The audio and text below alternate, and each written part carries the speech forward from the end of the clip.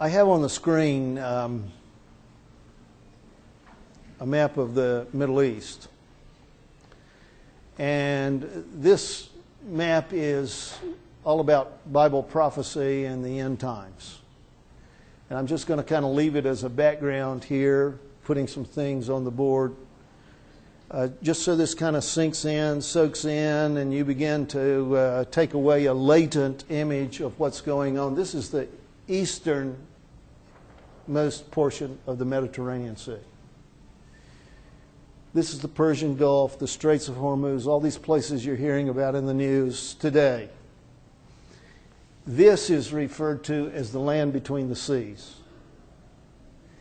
This little piece of real estate right here that we're going to talk about this morning and throughout the day, and how it's involved in prophecy and why it's involved in prophecy, etc. This is the little Palestine, Holy Land, put whatever label or title on it you want. This book comes from this little piece of real estate right here. Virtually everything in this book is about this little piece of real estate. If you believe that Jesus was a real person and came here as a real person and lived some 30 plus years here, this is where he spent his earth time, right here in this little piece of real estate. I've flown over Israel, been to Jordan. I know what desert looks like, and why anyone would ever fire a bullet for a square inch of that real estate, I don't know. Because it is not, quotes, the promised land that we envision. It is not the desert blossoming as the rose that we envision when we, read the Bible. As for the River Jordan, out here you call it a creek. Down south we call it a creek. It's just a trickle of water.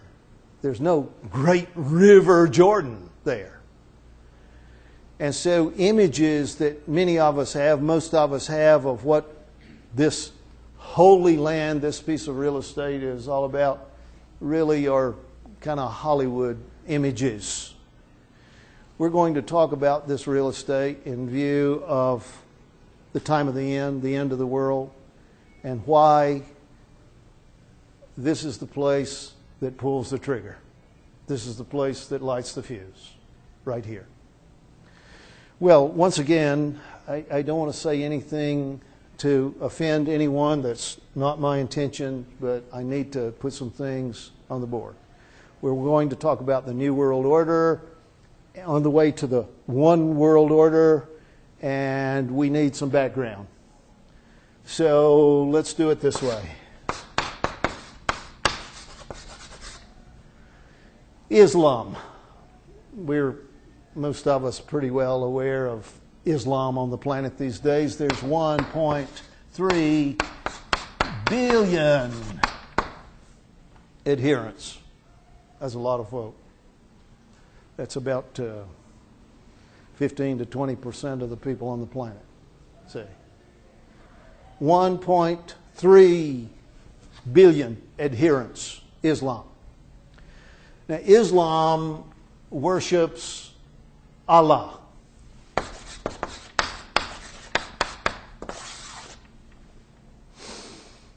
And just a bit about the basic tenets of Islam.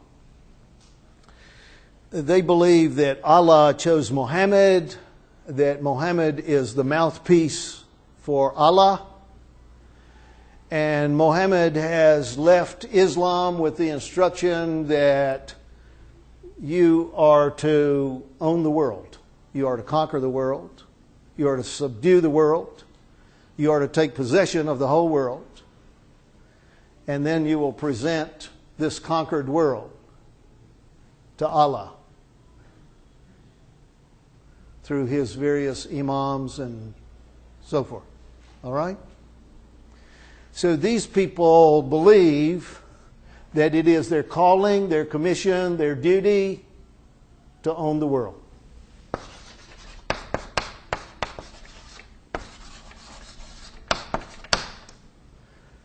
That's a pretty big chew right there.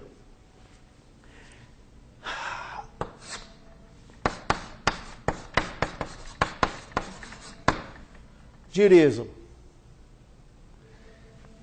They worship Yahweh. There are people who try to tell you and me that Yahweh and Allah are one and the same. Don't believe it. Don't believe it. I mean, not if you understand the Bible, if you know the Bible. These two religions on the planet are monotheistic. You know what that means? They believe that God is one person and one person only. Period. And they have the Quran and they have Old Testament Bible to say so. And they are very adamant about what they believe regarding the person of God. Notice singular, the person of God. One of the reasons the Jews rejected Jesus was because he came along and said, I'm the Son of God.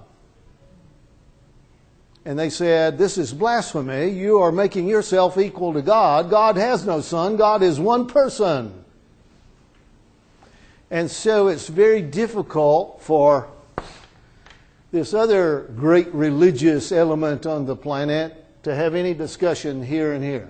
Very difficult. Because straight away they see Christianity as you believe in a multiplicity of gods. You believe in more than one God.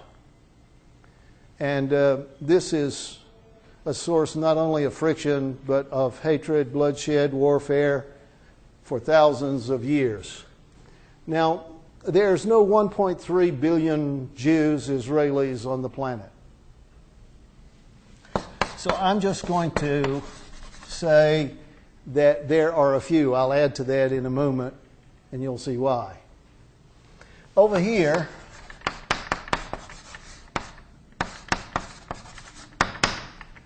I'm going to put Catholicism.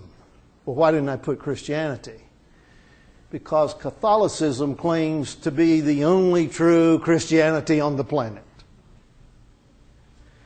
And as a result of 2,000 years of history and movies and all the rest of it, the world sees the Catholic Church as, quotes, representing Christianity.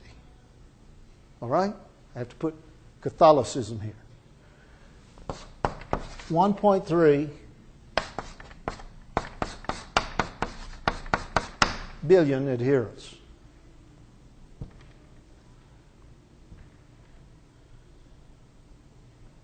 I'm looking at you.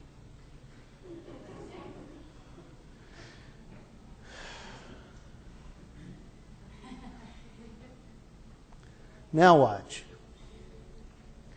These guys believe that they are destined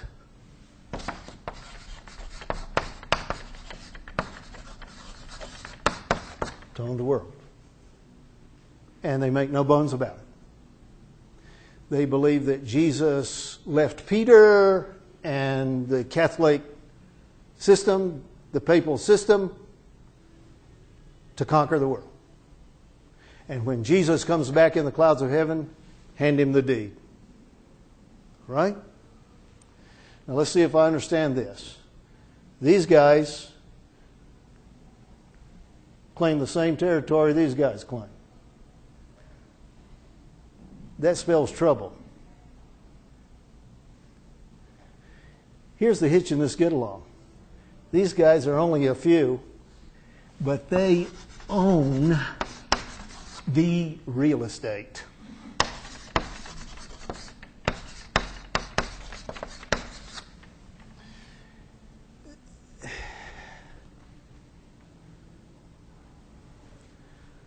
Do these people claim it?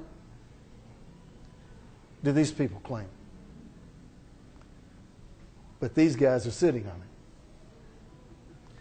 it. And these guys say, we're going to get you off. And these guys say, we're going to get it, but we'll come about it in a different way. We'll talk about that down the road. Now here's what most people don't know.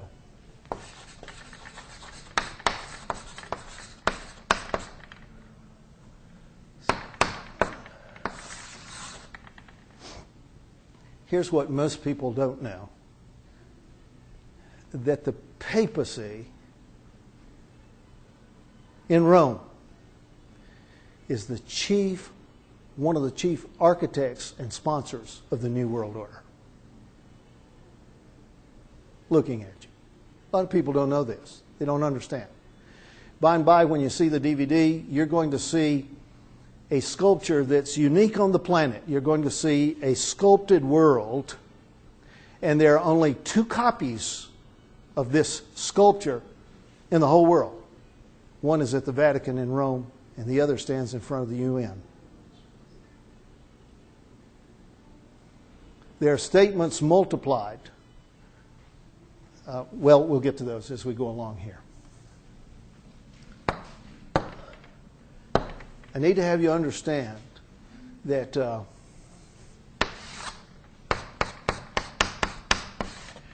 we're on the way to a new world order. Many people have not made the distinction between the new world order and the one world order, which is to come, which is to follow. Many people confuse these two. If Bible prophecy is being read correctly,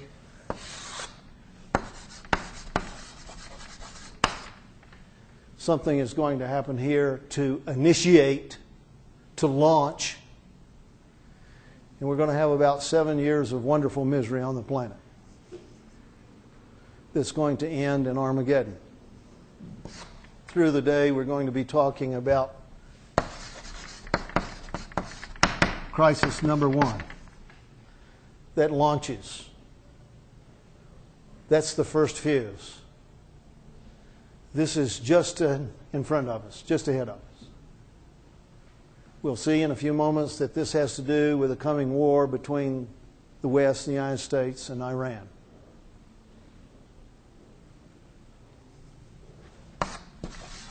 Here is crisis number 2. This opens the door for the one world order. And finally,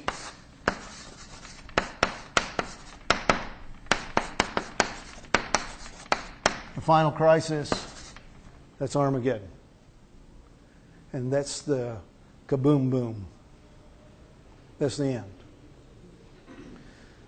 Now, if you travel and you meet lots of people, and I'm privileged to do so, we find that there are many classes of people out there. And when I'm saying classes, I'm not talking about socioeconomic strata. I'm talking about the varied backgrounds that people have in life. There's some people who are born and reared in a church environment, whatever the denomination, whatever the religion. There are some people who are, well, religion is, it's comfortable because we have young children and we want them to be exposed, and because we go to have communal fellowship and make friends and whatever. And then there are people who have no real background at all in religion. And you come to a seminar like this and you start talking about the Bible. Well, they don't know Genesis from, And my challenge is to make all these varied classes comfortable.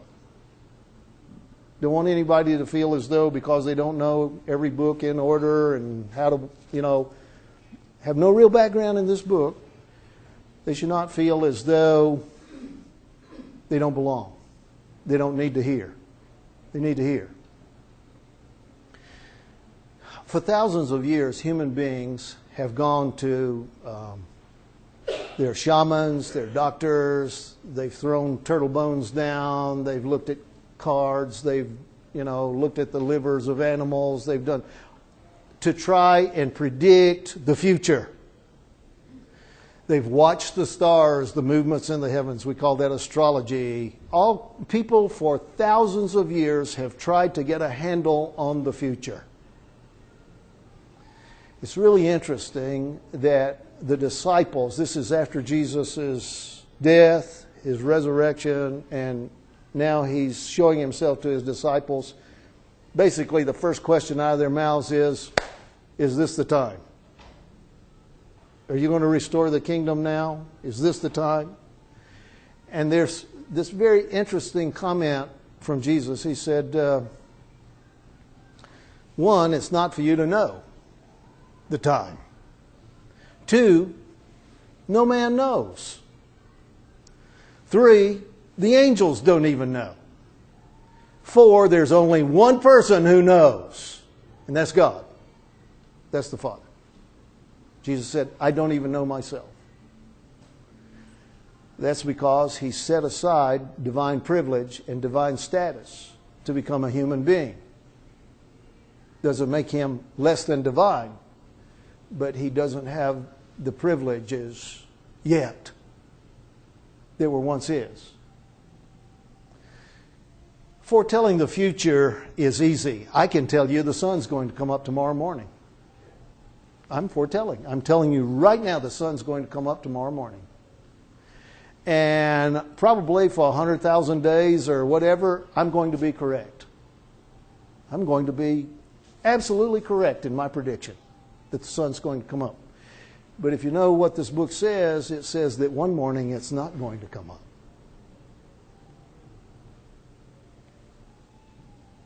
And wouldn't you like to know which morning that is? Only God knows. And through the prophets, He says that day will come. As a matter of fact, it says in one of these prophets that the sun will go down at noon on a clear day. Now, the way the ball operates, if it goes down at noon on this side, it's coming up at what time on the other side? Midnight. Wow. What? Yeah. Somebody has to try and sort out, well, how in the world could the sun go down at noon and come up at midnight? So the rock we're on must be going through some very fancy gyrations. And the prophets say that in the great day of the Lord, the sun's going to stand still and the moon's going to stand still. Well, how can that happen?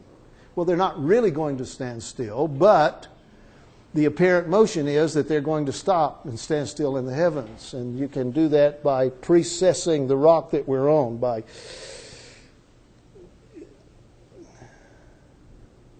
looking at you. Because Isaiah says, in the great day of the Lord, the earth will reel to and fro like a drunk man. The pieces to the puzzle are here. We just have to see. I want to bring you back here.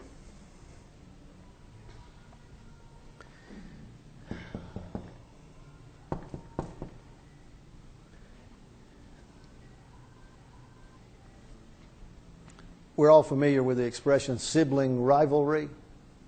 That means you punch your brother or sister in the nose, or vice versa.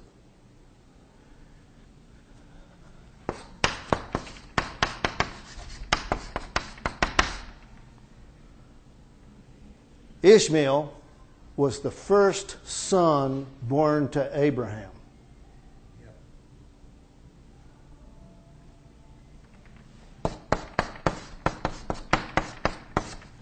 Isaac was the number 2 son. In a patriarchal society, patriarchal system, the number 1 son always receives what? The birthright. And what did the birthright include? All the spiritual blessings and all the material wealth and blessings. In other words, all the dough. Okay?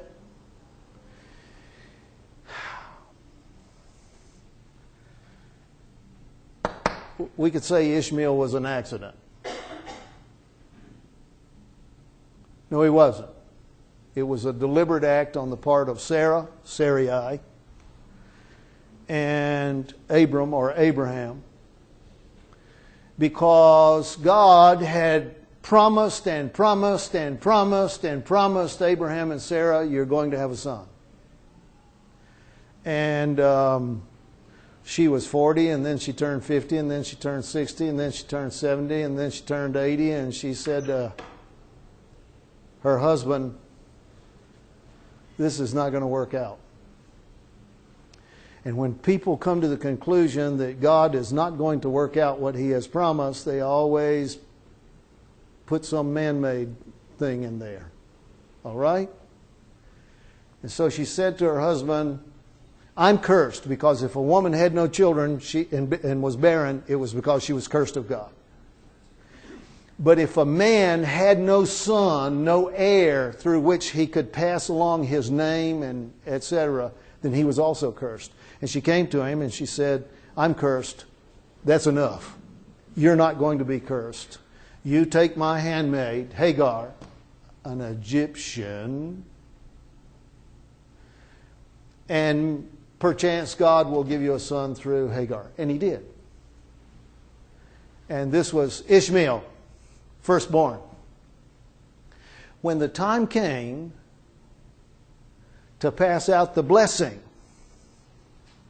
see, the birthright, God refused Abraham permission to give it to Ishmael, to put His hand on the head of Ishmael and pronounce the birthright blessing. If you really know the story, you'll see and hear Abraham saying, oh, please, won't you accept Ishmael? No. No. Ishmael is man-made. Isaac is heaven-made. How old was Abraham when Isaac was born? Come on. He was 100 years old. How old was Sarah? She was 90. Was that an impossibility? Yeah. Now you know why, when he was born, they named him Isaac. It means laughter. I mean, when you're 100 and you're 90 and you got one of these bouncing around, what else can you do? I mean, you can cry. And I'm sure they did a few times. Let's say it again. Ishmael is man-made. Isaac is God-made. Now we need the other side of this coin. We need to know why God said no to Ishmael. Does God not love Ishmael? Is Ishmael not one of God's children? Is there no provision in heaven to, have Ishmael and Ishmaelites and so forth in heaven? No, that's not the case. What's the case? Listen. When God spoke to Abraham, He said, no. No. And He said it emphatically, and He said, because no son of a bondwoman, that's a slave, will ever receive. Now you and I need to understand that. Because we are children, we are slaves, all of us on this planet. We are all slaves to death, to sin, to all the bad things that have been passed along. And so God said, no, the son of promise has never been in slavery. Because he passes along that slavery to his posterity. He has to be free. Isaac represents the second Adam. That was Jesus, who came along 4,000 years down the way. 4,000 years, long time. People were tired of waiting, just like Abraham and Sarah were tired of waiting. See? But God makes His promises. Most of them we're still waiting for, as we'll see in a few moments on the screen. Ishmael, just as predicted in this book, would become father of nations. He would have children aplenty, but they would be wild as Butch. That's what it says. He'll be a wild man.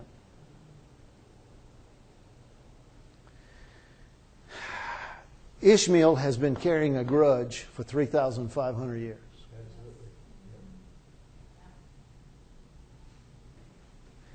He hates Isaac's lineage. It's not just, I'm angry, I'm going to kill you. And God has sworn that the land, the real estate, is going to go to the Isaacites. So about 690, 700 AD, Muhammad comes along. He's exposed to the Jewish Old Testament Bible. He's exposed to the story of Abraham and Ishmael and Isaac and all of this thing. And Muhammad decides that he's going to revise history. We call this revisionism. And so he writes a holy book of his own. We call it the Quran. They call it the Quran. And what Muhammad did was go through the Old Testament part of this book, and he just rewrote it to fit Ishmael. So when we come to the story in Genesis of Abraham taking Isaac up on the mountain to offer him, in the Quran, Muhammad says that was Ishmael that Abraham took up on the mountain. You understand what's going on here?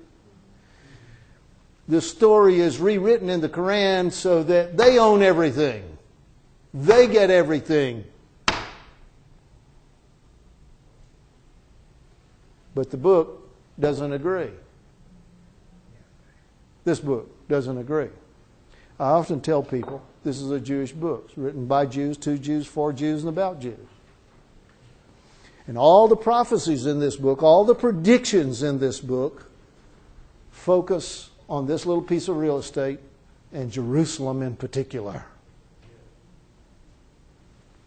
This is why when you come to the time of the end, prophets of the Old Testament say, this is God speaking through the prophet, the days are coming when I will make Jerusalem a cup of trembling in the hands of the nations. See.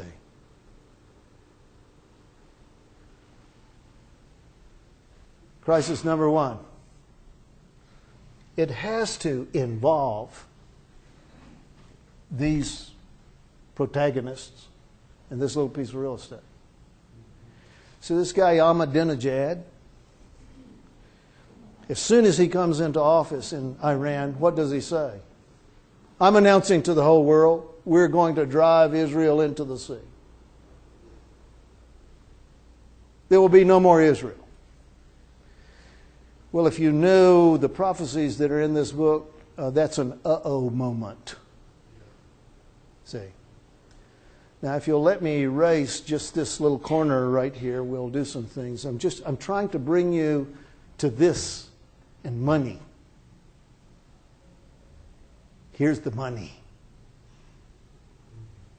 These guys own what everybody wants.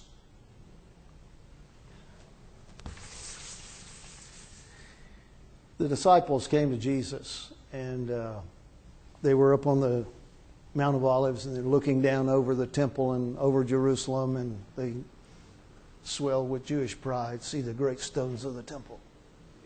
See? And it was a beautiful edifice.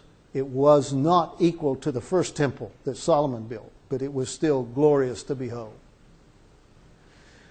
And some of the stones there were actually huge, many-ton blocks of marble that Caesar himself in Rome sent over there to adorn this temple. It was no small thing. See the great stones of the temple, and Jesus kind of blew them away, and he said, I'm telling you, there's a day coming, there will not be one stone that you're looking at still standing atop another. Wow, they said, this is the end of the world. And so they asked Jesus, point blank, tell us what will be the sign of your coming into the end of the world. And so he says, well, one of the things that you can look for is nation shall rise against nation and kingdom against kingdom. Now, why wouldn't you just say nation against nation? Why would you say kingdom against kingdom?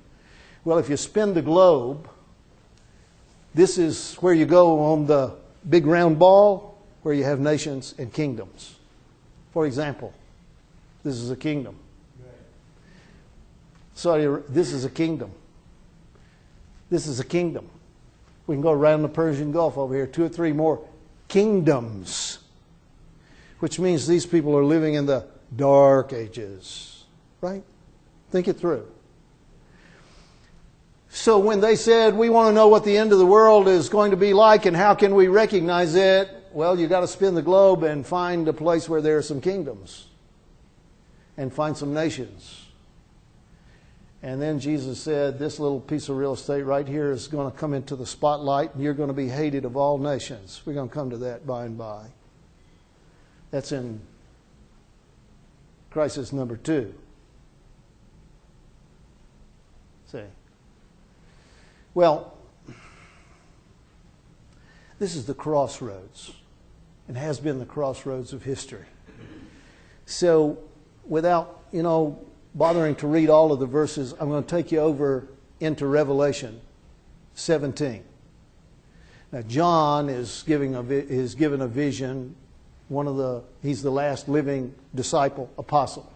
He's given a vision of the time of the end, and this scarlet-colored beast, and this woman riding the beast, and the kings of the earth, etc., etc. And these powers, these horns on this beast, the angel in the vision says to John, are 7 kings. And I'm going to show you a mystery, the angel says. These are 7 kings. 5 are fallen. 1 is. 1 is yet to come. And the 8th, he's of the 7. Wow. I'll agree it's a mystery, but I sure don't get it. You have to wrestle with a lot of history and a lot of prophecy. You have to look at this a long time.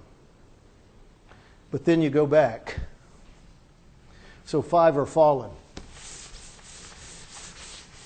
Tell me when Israel became a nation.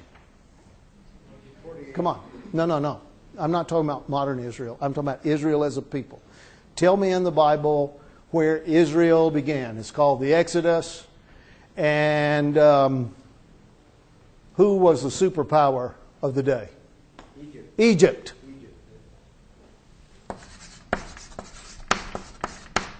Egypt. Did the pharaohs in Egypt try to do away with the Israelites? Oh, absolutely. Moses survived because his mother was instructed to put him in a little basket and put him out on the river and hide him in the bulrushes. See? No. Kill all the male children. If you understand that it was through Israel that Messiah was to come, this was a satanic attempt to defeat God's purpose in the sending of Messiah. Moses was in more than one instance a type of Christ, Messiah, to come. Attempt number 1 to do away with Israel. Who came next? Assyria. If you're not well acquainted with this part of history, you may remember a Hebrew king by the name of Hezekiah. Isaiah was the resident prophet of the day. And Assyria was the superpower of the day. Egypt was diminishing in power. Assyria was on the rise. And Assyria was on the way down. Assyria was on the way down to Egypt to make sure there were no second runners up for number 1. Okay? And they have to pass through this little piece of real estate. And of course, they beat the Jews up. You've heard of the 10 lost tribes? It was the Assyrians that took them away. And they finally showed up with the last 2 tribes down there where Hezekiah was king and Jerusalem was still the capital city of the 2 little tribes, Benjamin and Judah down there. And spokesman from Assyria said, hey, we're going to take you away too. And then they went too far and said, your God's not going to save you. And God said to Isaiah, come in, let's have a talk. Go tell Hezekiah, I'm in charge now. And the Assyrians give way. Number one. Number two, who's next?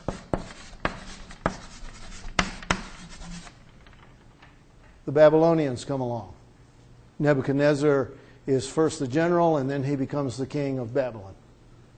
He destroys Solomon's temple.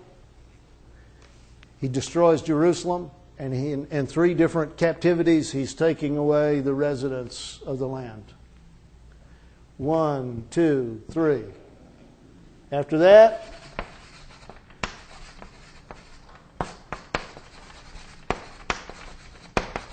the Medes and the Persians. Well, they were friendly at first because the Jews were still in captivity in Babylon, and Cyrus came along. There was some, but do you remember the story of Esther in the Bible? And Ahasuerus? Do you remember what happened in that day, in that time? There was a fellow by the name of Haman. And Haman hated the Jews. Well, what's the big deal? Haman said, I'm important. And when I ride through the gate, everyone bows down. And there's a guy who didn't bow down. What was his name? Mordecai. And Haman says to his charioteer and all the guys around him, he says, who's that? I mean, when everybody's down and you're up, you kind of stick out, Who's that? That's Mordecai. Why didn't he bow down? Because he keeps other laws than ours. That's an uh-oh moment right there. Haman finally connived and worked things around until he had a decree that at a certain day, who would be put to death?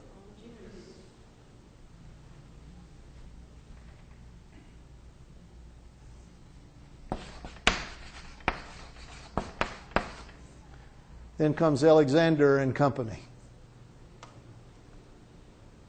And it's always this little piece of real estate. Always. The Greeks not only took possession of the real estate, but they've got, 100 gods, and they're going to Hellenize. It's called Hellenization. 1, 2, 3, 4, 5. 5 are fallen. And 1 is in John's day. Who was that? Come on. Rome. Babylon destroyed the first temple. Rome destroyed the second temple. Babylon took them away in captivity. Rome took them away in captivity.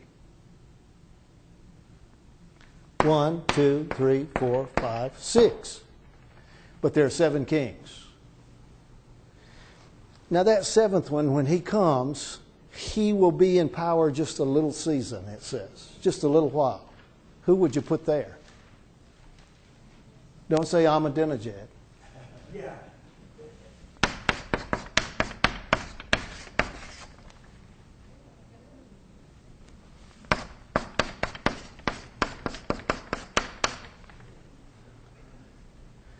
Did Hitler try to do away with the Jews?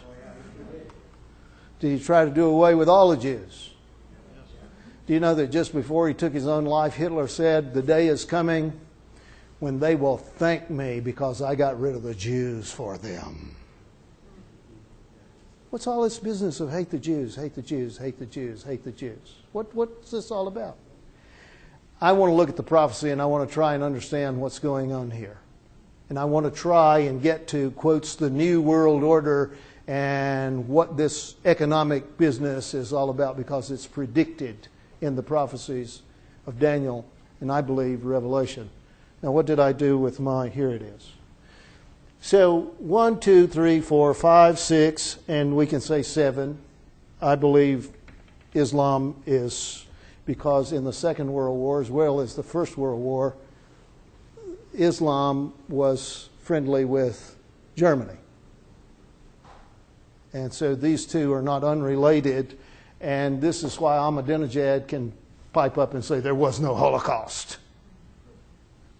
See, in defense. Now there's an eighth. There's an eighth. And the eighth is not going to be like any other nation out there. It's not going to be as the other nations, it says in prophecy. This one is different than all the others. And this prophetically is referred to as the beast system. The beast system.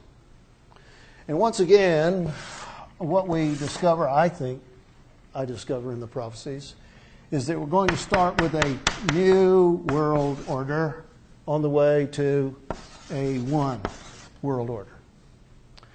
And this is referred to as a beast. And it has multiple heads, and it has multiple horns. And these symbols mean something, represent something. And it's going to be up to you and me and whoever else out there to try and sort out who some of these beasts and horns might represent. This is simply to be in your hands so that you have some of the visuals of the animals, the beasts, the heads, the horns, the wings, the whatever that may be represented here.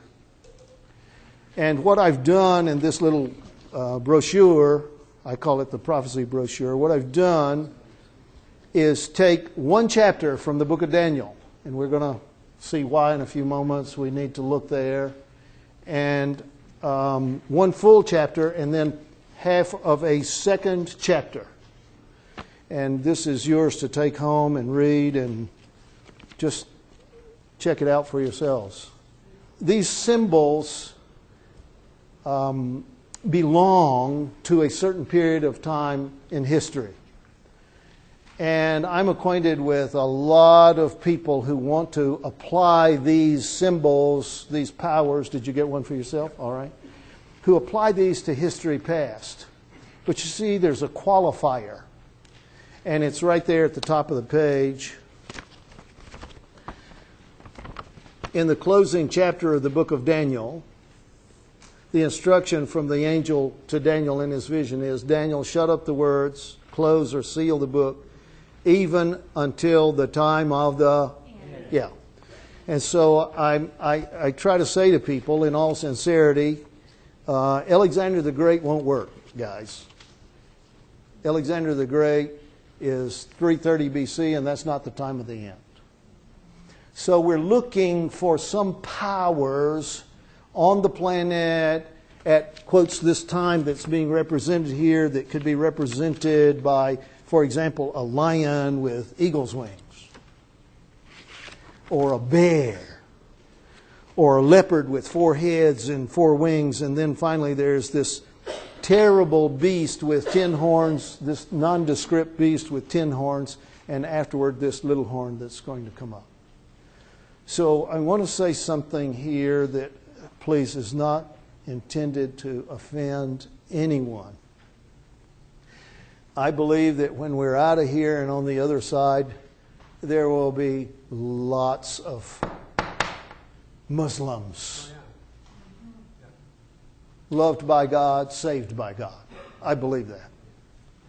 I believe there will be lots of Jews. All right? And I believe there will be lots of Catholic Christians and Methodist Christians and on and on and on and on and on. Jesus didn't say, you know, I came to give my life for only the folks I like. I like them all. I love them all. I'm laying down my life for the world. God says I'm giving my son for the world. So please try to understand what I'm saying, what I'm going to say here. The difficulty is these people all believe that they are destined to not only rule the world, but sit here. And what we have in New Testament Bible is a description of a time that will come, the New Testament writers say, when there will be a power who will claim to represent Christ, claim to represent God. Go beyond that. Claim to be God. Claim to be Christ. I could have come here with 40, 50, 60 quotations from Catholic papal literature, their own writings, their own statements, saying that the Pope is God. The Pope is Jesus Christ himself. This is why when the Protestant Reformation was beginning, people like Martin Luther and Huss and Jerome and Zwingli and all of these reformers that were coming along, you must understand, we must understand, they were Catholics. But they became exposed to this, which says, call no man father. It's not talking about an earthly father, it's talking about Holy Father. Call no man father. And they began to see statements where Peter, someone came and fell down in front of Peter to worship him, it says, and Peter says, get up, I'm a man. All of that changed over time. And this system became, as the Protestant reformers recognized, quotes, the Antichrist power.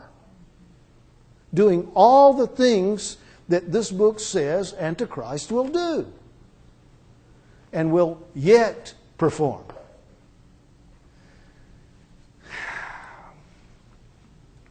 There are evil forces that work through all of us. Will you agree to that? Will you agree that none of us is righteous and none of us is pure? And you know, evil forces work. We wrestle not, it says here, against flesh and blood, but against... Now, because people cannot see these evil forces that are working in their lives and in their minds and through nations and so forth, they cannot see any evil here. I mean, these folks see evil there. But if you're here, you don't see evil. You see, we're representing God. And the same here, and the same here. What will happen prophetically at the end is that there is one of these three that is going to deceive the other two. Pull the wool over their eyes with nice, pleasing words of let's have fellowship, let's be, brothers, let's do this and this and this. And these guys hand over the deed. And these guys, after they've been socked around a time or two, finally give in a little while and then discover we've been duped and they're back. See, it is this system that is going to become more and more prominent in your evening news. We're talking prophetically now. We're looking ahead. This doesn't make Catholic Christians bad people. Yeah. If the government of the United States does bad things, that doesn't make all Americans bad. Only the ones in the White House.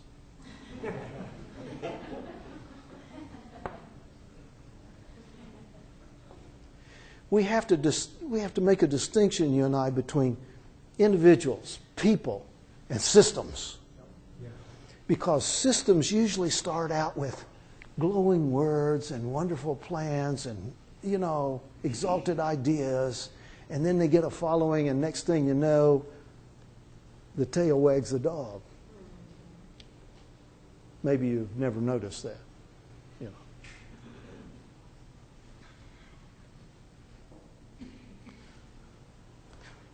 if I were to pose the question, is there anyone here who owns a home?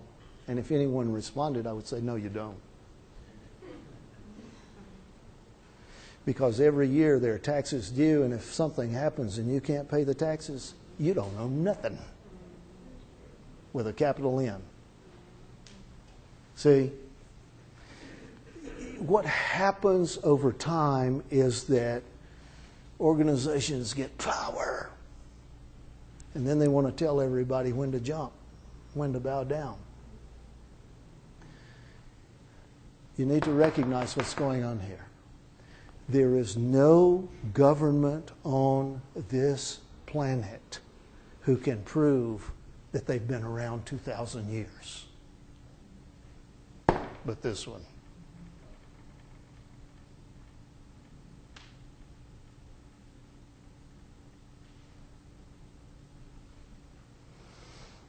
I'm editing a book right now entitled What's Behind the New World Order? We're going to be furnishing photographs. You see, back in the Middle Ages, when the papacy was at its greatest power, which is going to come back, that's when the deadly wound is healed. The Pope put the crown on the heads of any king in Europe. You're going to be king, you're going to bow in front of me.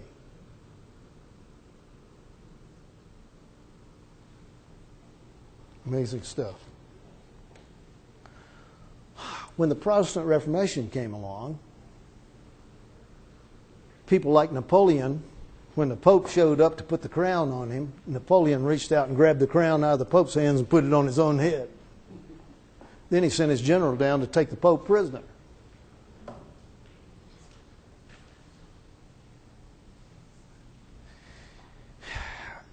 It appeared, it seemed as though the power was broken, that they were going down. And yet the book says they'll receive this deadly wound. It will appear as though, but things will turn.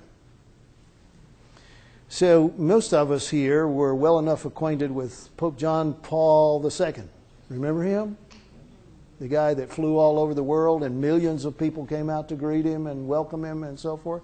Seemed like a pretty pleasant fellow. Well, when he died, and I don't remember what year that was, but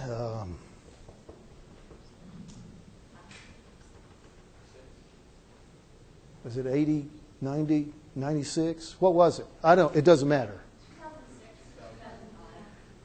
We have a photograph. It's going to appear in this little book, What's Behind the New World Order. We have a photograph that was taken at the funeral of John Paul II. And there's the dead body of John Paul II dressed in his regalia and stretched on this bier. This is not like a coffin. He's lying on this marble and seen bodily. And guess who else appears in the photograph? 3 presidents. 3 U.S. presidents and their wives kneeling down beside.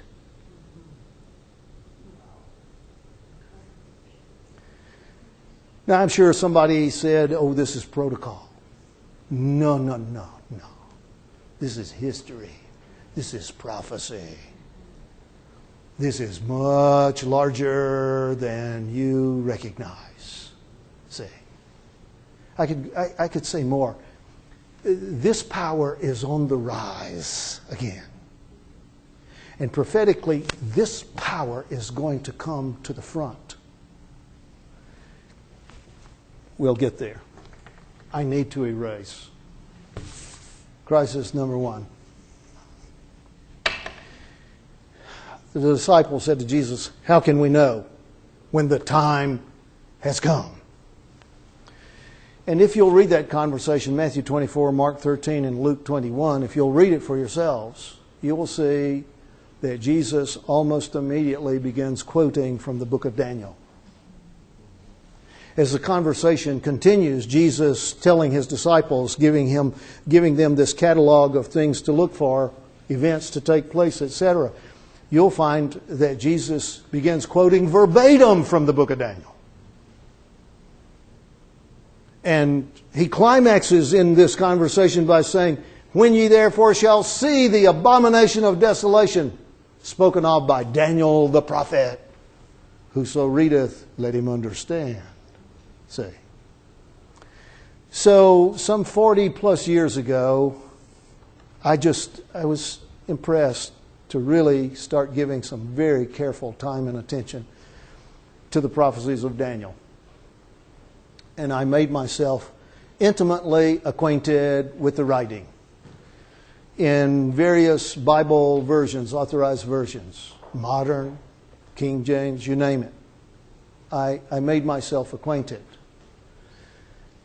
And I began to discover some very interesting but difficult things. Difficult because in my background, in my Christian background, I was given interpretations, favored interpretations that people had been holding on to for 100, 200 and more years.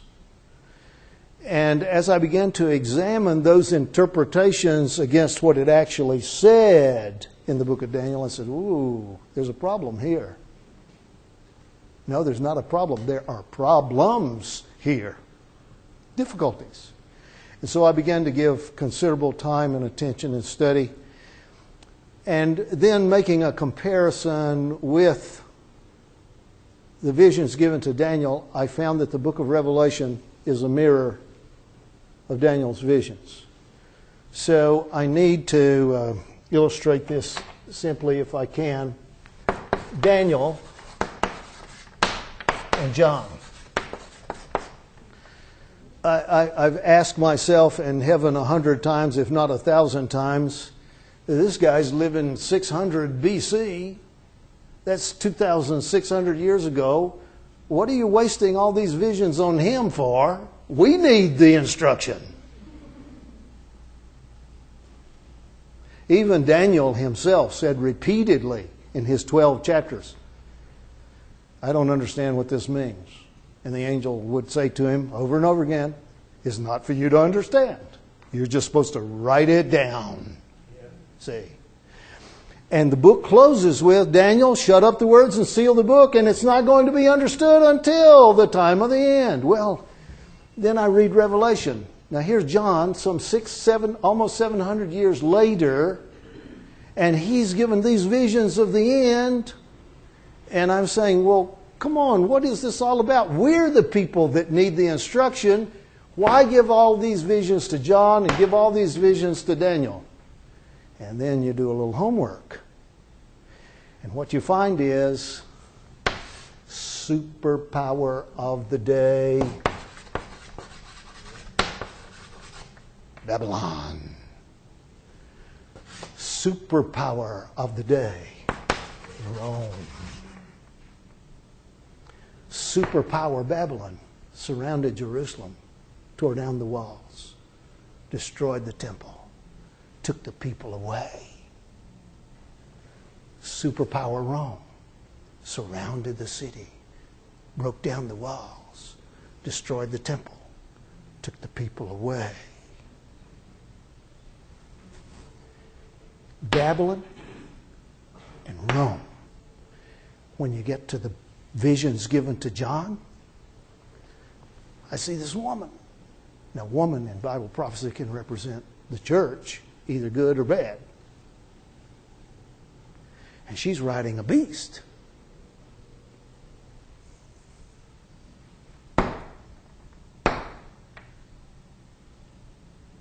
What are we looking for? We're looking for this time of the end when there's going to be a system that is going to marry. Looking at you. Marry the spirit, the intent. And of course, they're going to wind up taking control.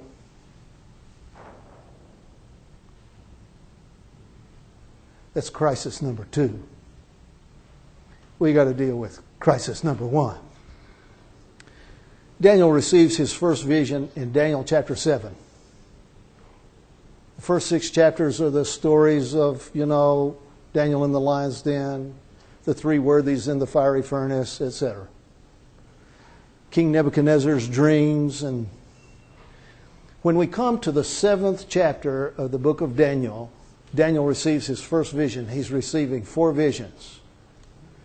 And in this first vision, the little brochure that was handed you here, this is where he sees the 4 winds of heaven striving upon the great sea and 4 great beasts diverse one from another rising out of the sea. Now what we discover, if we read, just sit down and read for yourself. You don't need anyone else to work things out for you.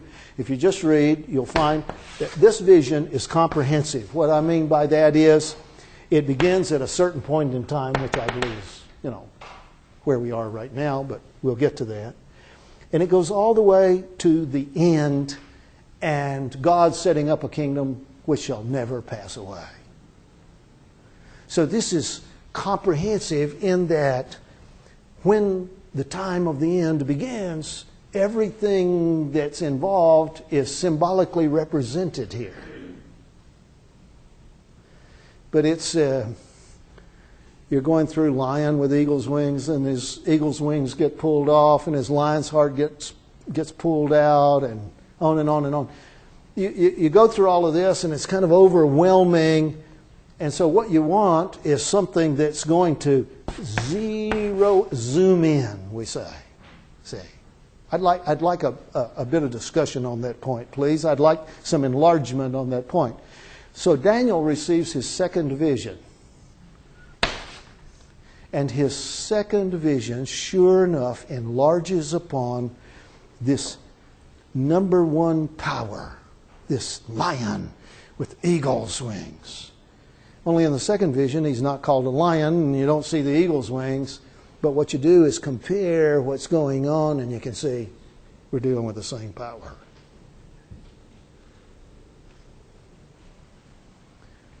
So, assuming now, that's all I can do, is assume that we may be approaching, if not already arriving at, quotes, the time of the end, then these symbols have to mean something to the people living at the time all of this comes about. And so if I were to ask you, what does a lion represent? Most people would right away say King of Beasts. To which I would say, I agree. King of Beasts. I mean, okay? And eagle's wings. Never have been able to sort that one out. This is why when the president stands up,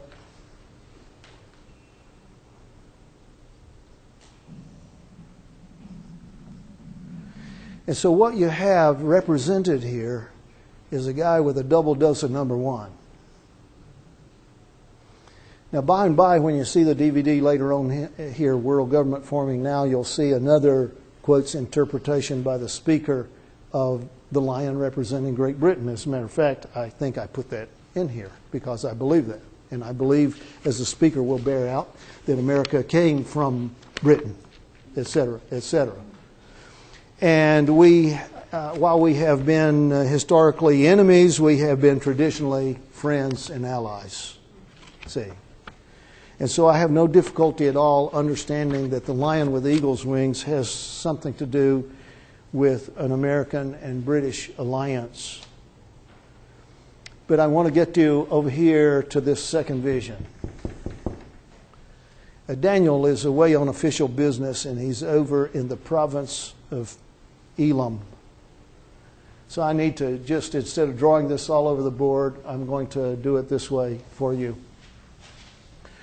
There are 2 great rivers that flow through this part of the world. There's the Tigris and the Euphrates. And these rivers are mentioned in the book of Daniel, as well they should be. These rivers are the principal rivers of the Middle East, because this is virtual desert everywhere, see. As these rivers flow through almost the whole of modern Iraq, They merge just here before they flow into the upper reaches of the Persian Gulf. I'm drawing your attention here. Why? Because in the second vision given to Daniel, he says, I'm over here at Shushan in the palace in the province of Elam. Now, in modern-day Iran, old Persia, that would be in the westernmost quadrant, see, of that country. But this is where Daniel was on official business. You have to remember that the Babylonian Empire or the Persian Empire at that time owned all of this real estate. So Daniel is there, and he says, I have this vision in my head. I'm on my bed, and I'm seeing things in vision. And he said, I find myself standing beside the river Ulai. That's U-L-A-I. Ulai. And I wanted to know, where's the river Ulai? And so I do my homework. And I find out that it's this little stream, little compared to some larger rivers like these, but it's nevertheless a river. And it flows for several hundred kilometers. It starts in the mountains up here and meanders and comes down here just about 30 k's south of Basra. And Basra is the second capital, Baghdad being the modern capital 1, and Basra being the modern capital number 2. And you say, well, why do they have to have 2 capitals? Because down here live the Shiites, who constitute 70% of the population of modern Iraq. And up here are the Sunnis, and up here are the Kurds, and the Sunnis hate the Kurds and hate the Shias. And Saddam Hussein was a Sunni, and he had the guns, and he had the money, and he had the oil. And he was persecuting the Shia or Shiites down here. Now this is Shia Islam. Sunni.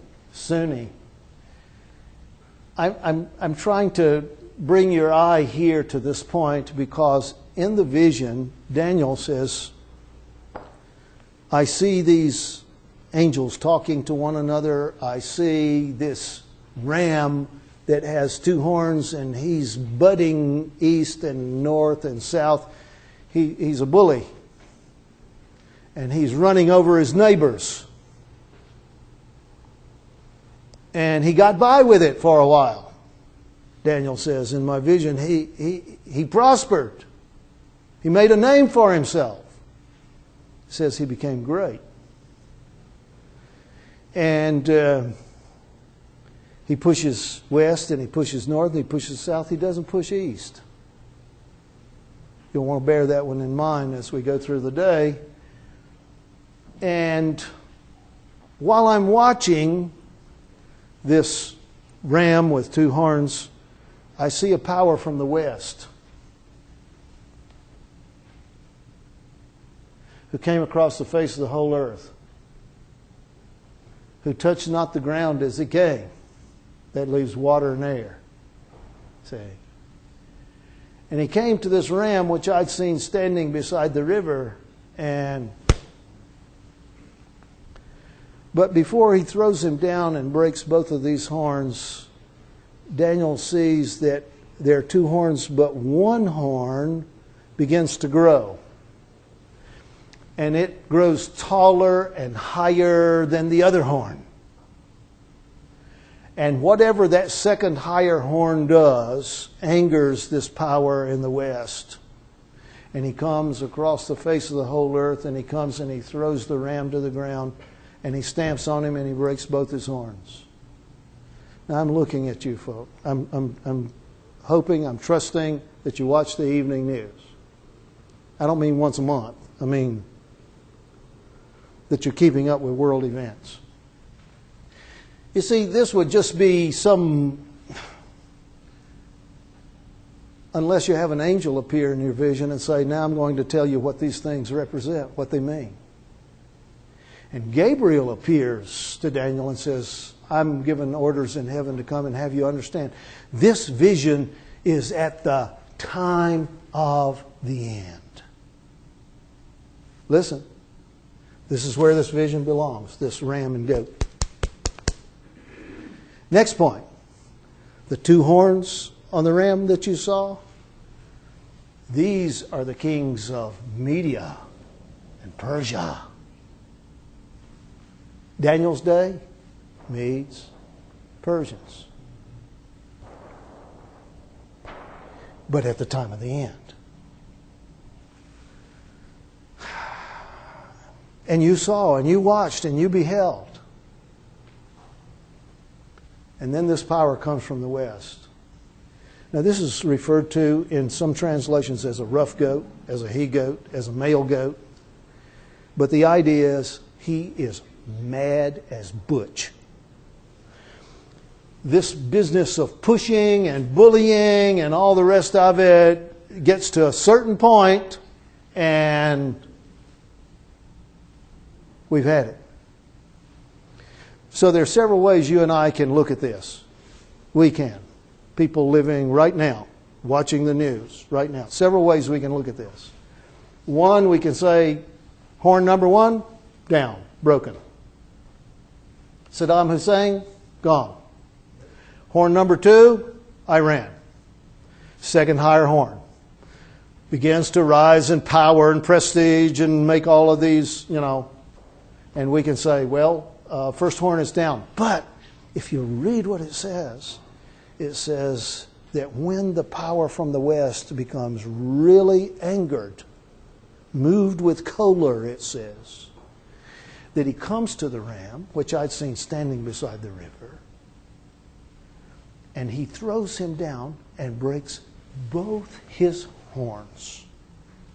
So we can look at it and say, yeah, we took care of Saddam and now we're going to have to come back.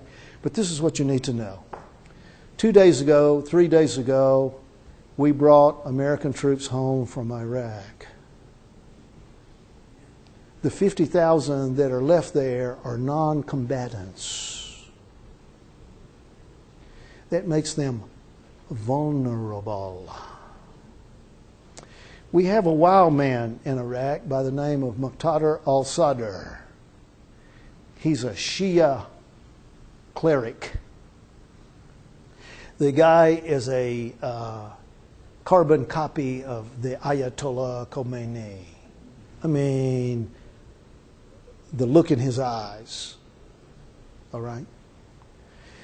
In 2003, when the United States invaded Iraq, Muqtada al-Sadr was one of the chief opponents we had to fight. He had his own militia. He's Shiite. He has made no bones about it. He is waiting for the Americans to leave. Has said so. Most of these IEDs that blow the guys up and their equipment going down the road, these come from Iran in the last 2 or 3 years. Come from manufactured in Iran, come through the Shia element right here in the south, the Mehdi army, the Sadr's militia, and these come in and these are passed out and put on the roads to kill Americans and whatever. All right? You have to understand what's going on here. Now this is the point you cannot miss, folks. Don't miss it. Daniel opens this vision describing what he sees by saying, I was at Shushan in the palace at the province of Elam, and I found myself in vision beside the river Ulai. But it's 300-400 kilometers long, 200-300 miles long. Where is he standing? When you first read it, you say, well, he's right there at Shushan. He's at Susa. He's at, No, you keep reading. Because finally, when Gabriel shows up in Daniel's vision to say, I'm supposed to explain this to you and give you instruction concerning the vision you've seen, Gabriel is standing at the widening of the Ulai.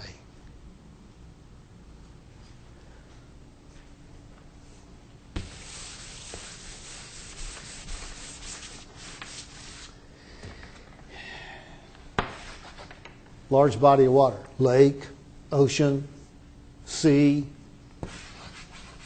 a river. Small body of water, large body of water.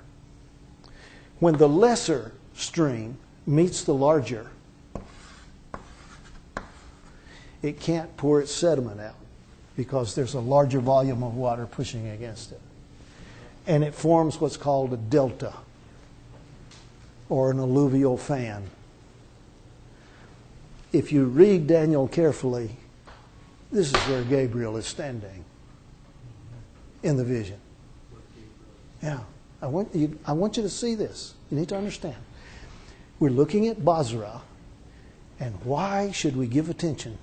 Because 6 months ago, the British, who are our allies in Iraq, pulled out of Basra. During those years, since 2003, Iran has infiltrated an estimated 250 to 300 plus thousand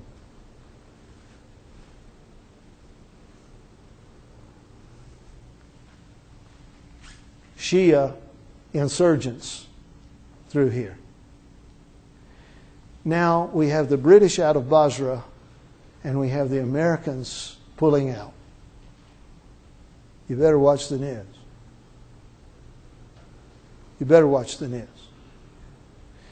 What happens is the second higher horn does something to aggravate, irritate, madden this power from the west that has a horn, it says, a notable horn.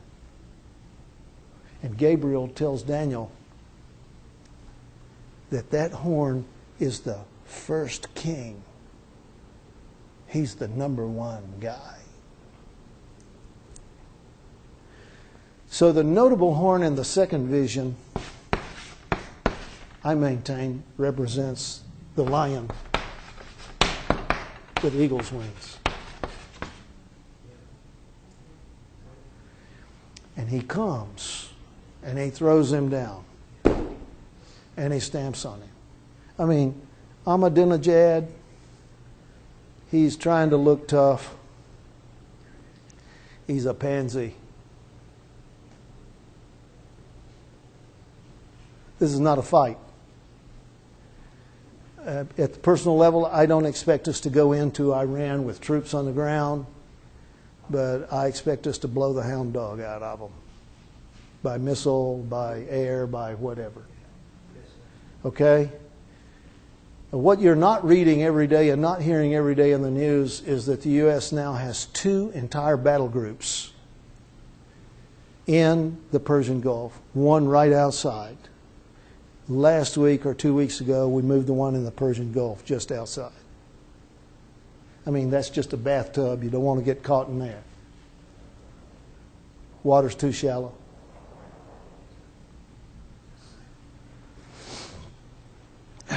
The U.S. and Israel are doing everything that they can to goad Ahmadinejad, Iran and Syria, etc., into doing something so that we now have cause to come in and get you.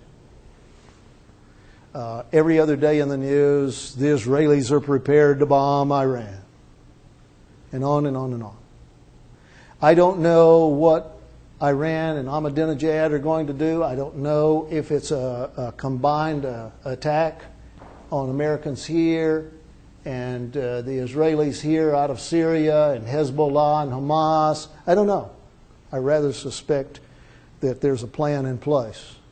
I don't know. Whatever it is, that's the trigger point.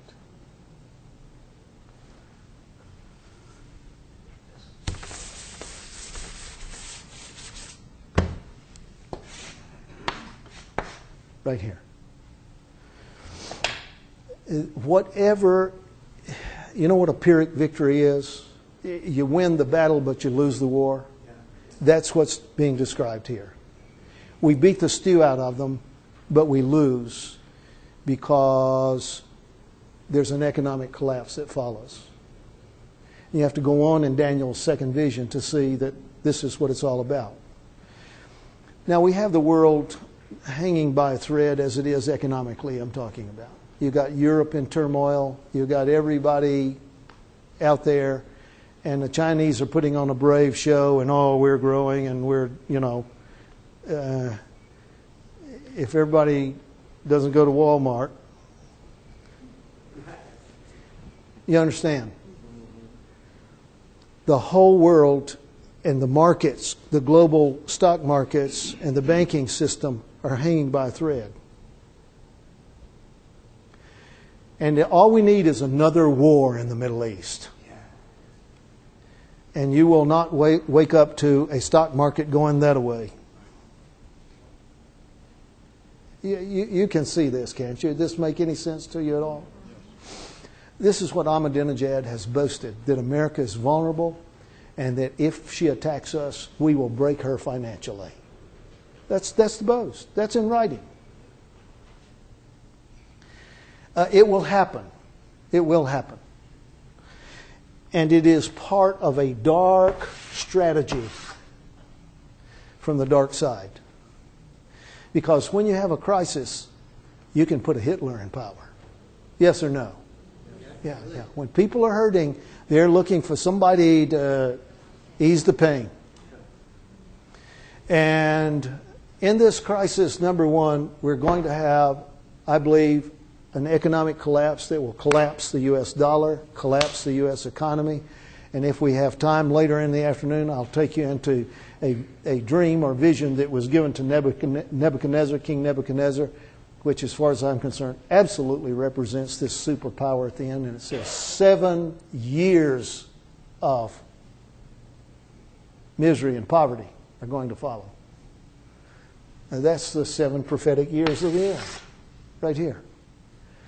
So it is possible. That's all I can say. I'm not a prophet, not the son of one, but it is possible in my reading of what's going on here that you and I, in this country, which is the most powerful, richest nation ever in the history of mankind, are about to become a third world nation. And we're about to eat crow. I mean, it's no more chicken. Say. Well, what is this all about? Because there's a sinister power behind all of this to create a crisis.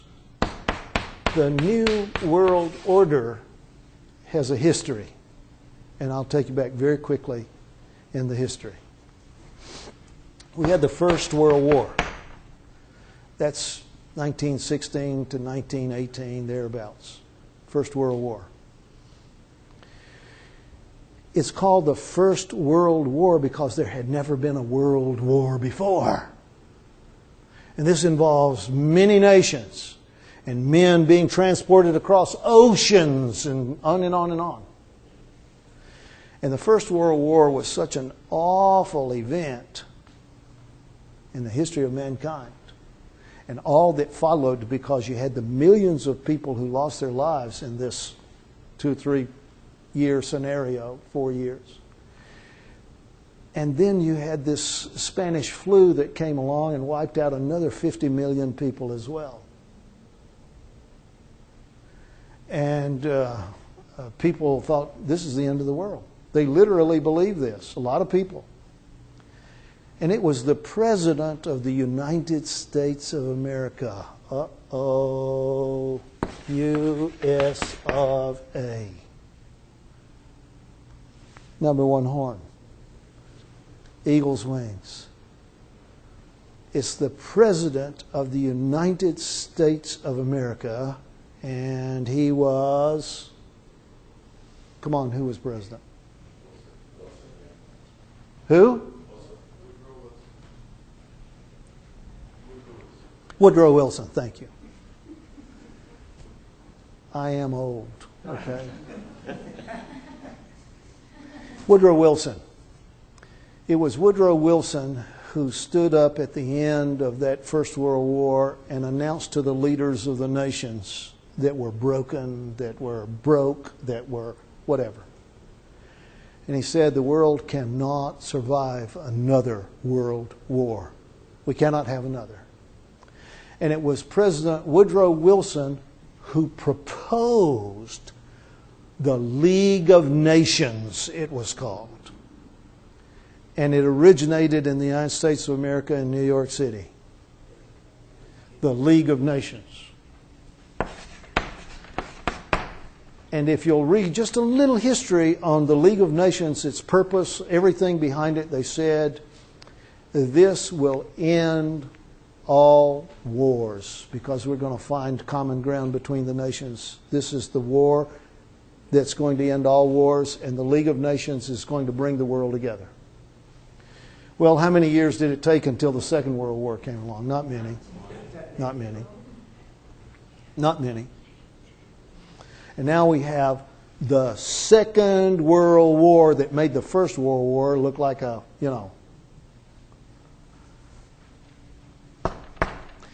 Hitler was personally responsible for the death of 57 million people because he's the one that kicked it off and then got the Japanese and the Italians and the Americans and the British and the Russians and everybody.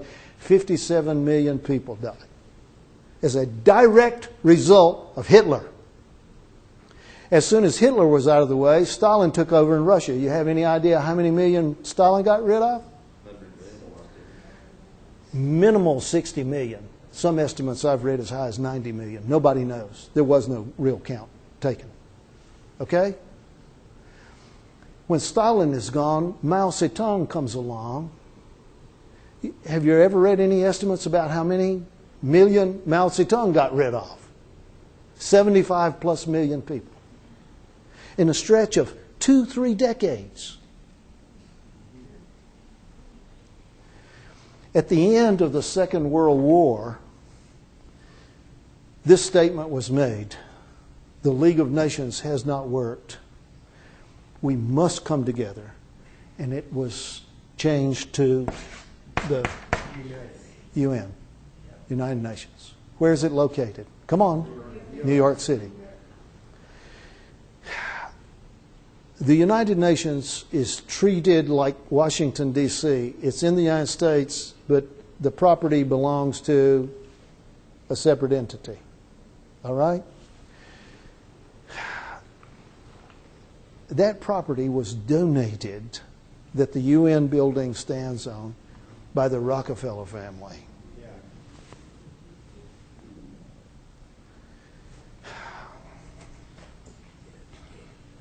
U.S. Now, when we get to this vision of Daniel, mirrored and enlarged and zoomed in upon in the book of Revelation, we see the lion, the bear, and the leopard. This is in Revelation 13. And they're all put together. That's the beast that's on the way. We will not see that beast until we have a crisis. It has to be global. That's why the four winds of heaven strove upon the great sea. There's trouble all over the world. It's going to be trouble everywhere. We have to have this crisis. And then we're going to see this first beast rise. And he's going to strut his stuff. He's going to do his thing. And he's going to propose a new world order. We got to have new money, new banking system. We got to get rid of all the debt. I watched Glenn Beck. I can't help it.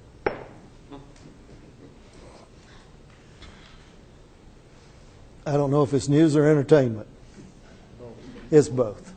I watch Glenn Beck. I respect the man. Glenn Beck is like a lot of other, quotes, conservative voices out there, and he's concerned about all the trillions that we're going into debt and in debt and we can't pay it, and our kids can't pay it, and our grandkids and our great-grandkids, and down the line.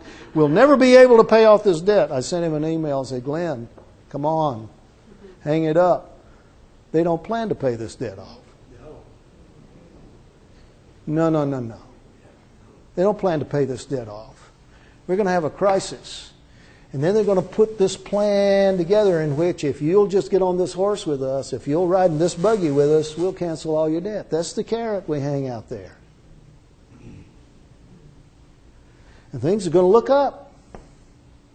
It's going to take about 3 years or so. Things are going to be looking up. Oh, not great the first day or the second or the first year. Or the second it gets, it's looking up, looking up. But then the Bible says, this is New Testament, the Bible says, and when they shall say peace and... It says in the King James, peace and safety, but if you read it in the original, it says, when they shall say peace and prosperity, crisis number 2 comes. Sudden destruction. Boom. We have to deal with that later in the afternoon. This is where we are right now. This is where we are right now. We don't have a full-fledged new world order yet, but let me tell you, folk, when you see the DVD and you just follow it, just go online. Go online and plug in New World Order and read yourself crazy.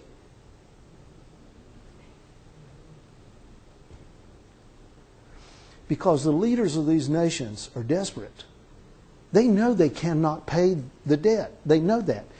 You want an interesting sidelight here?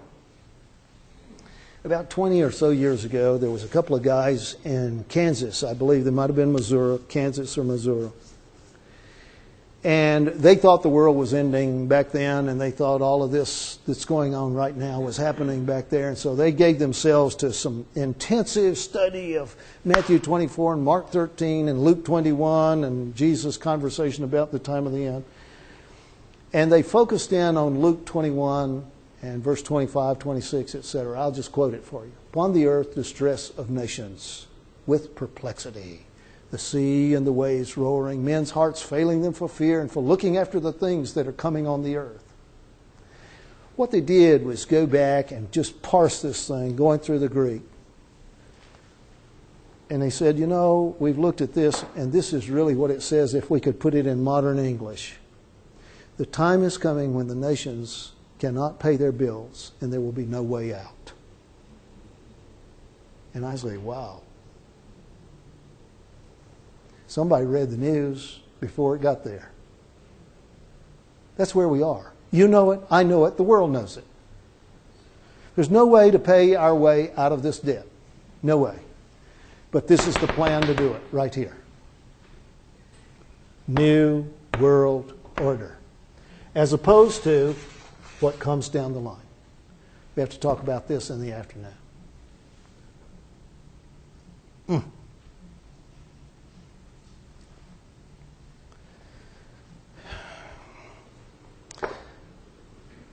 There will be a collapse of the dollar. The Chinese announced it 3 weeks ago. The Chinese announced 3 weeks ago that they would no longer buy U.S. treasuries. They are holding about $1.1 trillion U.S. greenbacks. What are they worth? What are they backed up with? Was there a time in American history when the U.S. dollar, the greenback, had something behind it? Yes. Fort Knox. You know all of this. I don't have to tell you any of this. Federal Reserve note. Okay? What does that mean? It means if you're dumb enough to take it, that's what you got. Well, what does it have behind it? Well, what it has had behind it are the Saudis and the Chinese and the Japanese and the other countries out there buying U.S. Treasury bonds, U.S. Treasury notes, which allowed us to print more greenbacks and keep things going. Okay? When they stopped buying U.S. Treasury notes and Treasury bonds, here's what happens. It was announced a week ago. Are you listening? maybe I shouldn't tell you, that the Federal Reserve has been pushed into the corner and is now having to buy its own Treasury notes.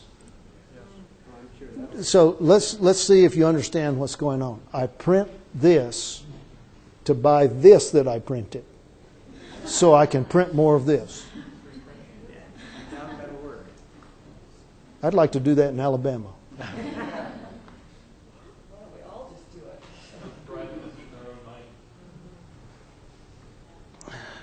Can you even feel the crisis that's brewing? Listen, folks. You're talking about the most powerful nation, economically, militarily, etc. You're talking about the most powerful nation in the history of mankind. And you're talking about bringing this powerful superpower to its knees. And you say, wow, no, you don't understand. That's you and that's me. We're coming down. So I want to put this together and then put things into your hands in case you're not coming back. Shame on you if you don't come back at 2.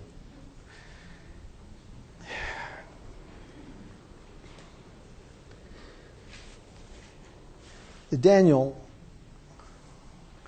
says to King Nebuchadnezzar, you're this head of gold. You're the number one. You're the guy.